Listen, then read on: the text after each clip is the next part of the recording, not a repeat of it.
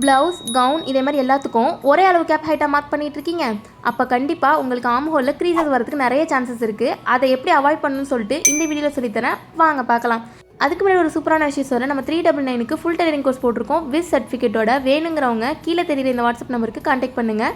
Gap ஹைட்னா இதே மாதிரி ஸ்லீவோடைய curve mark பண்ணுறதுக்காக ஒரு ஹைட் மார்க் பண்ணுவோம், அதுதான். ப்ளவுஸாக இருந்துச்சுன்னா செஸ்ட் டிவைட் பை 12 + 0.5 ஆட் பண்ணுங்கள். இப்போ எக்ஸாம்பிளுக்கு செஸ்ட்டோட சைஸ் 36னா அது ஃபார்முலா போட்டு பார்த்தா 3.5 வருது, அதை தான் ஆட் பண்ணிக்கணும். இப்போ சுடிதார் கவுன் இதே மாதிரி லூஸ் ஃபிட் எடுத்துக்கிட்டிங்கன்னா 0.3 இன்ச்லேருந்து 1 இன்ச் வரைக்கும் ஆட் பண்ணிக்கலாம். இப்போ 36 நம்ம செஸ்ட் சைஸ் எடுத்துக்கிட்டோம்னா நமக்கு 3.75 தான் வரும். ஸ்லீவோட கேப் ஹைட்டு நம்ம கம்மியாக தப்பாக மார்க் பண்ணிட்டோம்னு சொன்னால் துணி வந்து பார்த்திங்கன்னா மேல் நோக்கி அதிகமாக தேங்கி ஃபோல்டாக மாற ஆரம்பிச்சிடும். நம்ம கையை தூக்குனா கூட அந்த சுடிதாரும் ப்ளவுஸும் சேர்ந்து தூக்கிட்டு வர மாதிரி ப்ராப்ளம் ஆகிடும். இதே நம்ம கேப் ஹைட்டை தப்பாக அதிகமாக மார்க் பண்ணிட்டோம்னு சொன்னால் கையை தூக்கவோ அசைக்கவோ முடியாது, ஸ்கின்னை அப்படியே பிடிச்சிட்டு இருக்கிற மாதிரி ஆகிடும். அதனால தான் ப்ளவுஸோ சுடிதாரோ வேறு மாதிரி கேப் ஹைட் மார்க் பண்ணணும்னு சொல்லிட்டு சொல்கிறோம்.